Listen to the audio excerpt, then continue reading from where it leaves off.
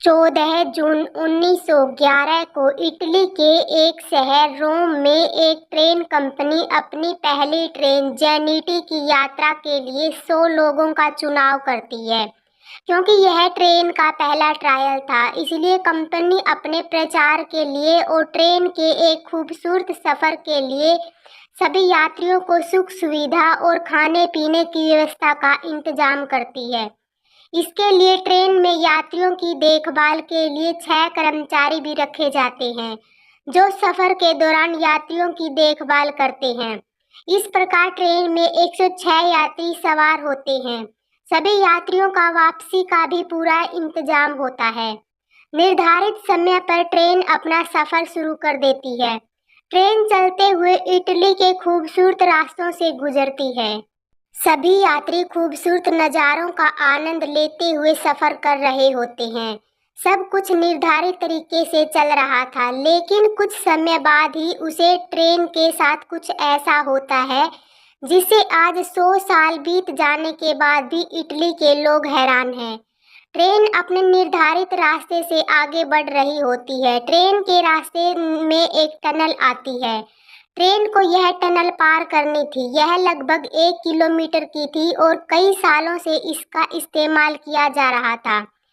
इसलिए इस टनल से गुजरना ट्रेन के लिए कोई खास बात नहीं थी। यह ट्रेन के लिए एक आम रास्ता था। लेकिन इस बार यह ट्रेन टनल के एक सिरे से अंदर तो जाती है, लेकिन इसके दूसरे सिरे से बाहर नहीं निकलती। यह ट्रेन इसी टनल के भीतर कहीं खो जाती है। इस घटना से इटली के सभी लोग आश्चर्यचकित रह जाते हैं। एक समय का दिन बीत जाने के बाद उस 106 यात्रियों वाली ट्रेन का कोई अता पता नहीं होता। जब कंपनी वालों से इस ट्रेन के बारे में पूछा जाता है तो उनके पास सिर्फ एक ही जानकारी होती है कि ट्रेन को आखिर बार टनल के भीतर जाते हुए देखा गया था। उसके अलावा इस ट्रेन के बारे में उनके पास और कोई जानकारी नहीं थी। इसके बाद उसे जेनिटी ट्रेन की खबर इटली के राष्ट्रीय अखबारों में छपने लगी, जिससे वहां की सरकारों को भी इस बारे में जानकारी मिली। सभी लोगों को इस बात का आश्चर्य हो रहा था कि केवल 1 किलोमीटर लंबे टनल में इतनी बड़ी ट्रेन 106 यात्रियों के साथ कैसे गायब हो सकती है। ट्रेन कंपनी को लगा कि शायद उस सुराग के अंदर कोई विशाल गड्ढा होगा, जिससे वह ट्रेन उस गड्ढे में गिर गई होगी। इस कारण वह ट्रेन सुरंग के दूसरी ओर से बाहर नहीं निकली। इसलिए कंपनी वालों ने एक एक्सपर्ट टीम से उस टनल की जांच करवाई। सभी एक्सपर्ट डरते डरते उस टनल के अंदर पहुंचे, क्योंकि इस घटना ने सबके मन में खूब डर बिठा दिया था। एक्सपर्ट की टीम ने उस सुरंग की बारीकी से जांच की, लेकिन उस टनल के अंदर ना तो कोई विशाल गड्ढा मिला और ना ही कोई ट्रेन का सुराग। धीरे धीरे समय बीतने के साथ उन 106 यात्रियों के साथ साथ उस ट्रेन के मिलने की संभावना भी खत्म होने लगी। इससे देश की सरकार और उस ट्रेन कंपनी की बहुत बड़ी बदनामी हो रही थी। लेकिन वह ट्रेन कंपनी और उस देश की सरकार इस बारे में कुछ नहीं कर सकती थी।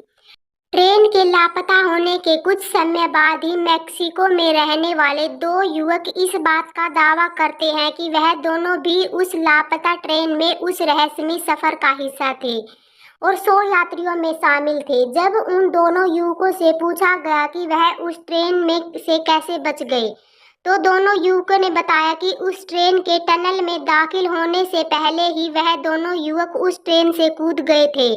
जब उनसे पूछा गया कि आप लोग क्यों कूदे थे, जो उन्होंने बताया, यह सुनकर सब आश्चर्य में पड़ गए। उन्होंने बताया कि ट्रेन के सुरंग में दाखिल होने से पहले ट्रेन में घना काला धुआं भर गया था और साथ ही भयानक अजीब अजीब सी आवाजें आने लगी थी। यह सब देखकर पूरी ट्रेन में दहशत फैल गई थी। ऐसी अजीब घटनाएं देखकर ट्रेन के ड्राइवर ने भी ट्रेन को सुरंग में दाखिल होने से पहले ही ट्रेन में ब्रेक लगा दिए थे, जिससे ट्रेन की रफ्तार तो कम हो गई थी और वह दोनों ही चलती ट्रेन से कूद गए थे। लेकिन कूदने के बाद उन दोनों को काफी चोटें आई और वह दोनों कई दिनों तक वहीं बेहोश पड़े रहे थे, जिससे उन्हें कुछ भी पता नहीं चला कि आखिर उस ट्रेन के साथ क्या हुआ था। उनके साथ की गई जांच पड़ताल और पूछताछ में सरकार को कुछ ऐसा मालूम नहीं पड़ा जिससे ट्रेन के बारे में कुछ सुराग मिले, क्योंकि उन दोनों की मानसिक हालत भी ठीक नहीं लग रही थी। इसलिए उन लोगों की बात पर विश्वास नहीं किया जा सकता था। इसके कुछ समय बाद ही एक और ऐसा दावा सामने आया जिसे फिर से सभी को सोचने पर मजबूर कर दिया। यह दावा था मेक्सिको के एक डॉक्टर का। उसने बताया कि इस हादसे के अगले दिन 104 लोग इलाज करवाने आए थे। वे सभी लोग मानसिक रूप से बीमार थे। डॉक्टर ने यह जानने की बहुत कोशिश की कि उनके साथ क्या हुआ है, लेकिन उस डॉक्टर को कुछ भी समझ नहीं आया, क्योंकि वे सभी लोग अजीब हरकतें कर रहे थे।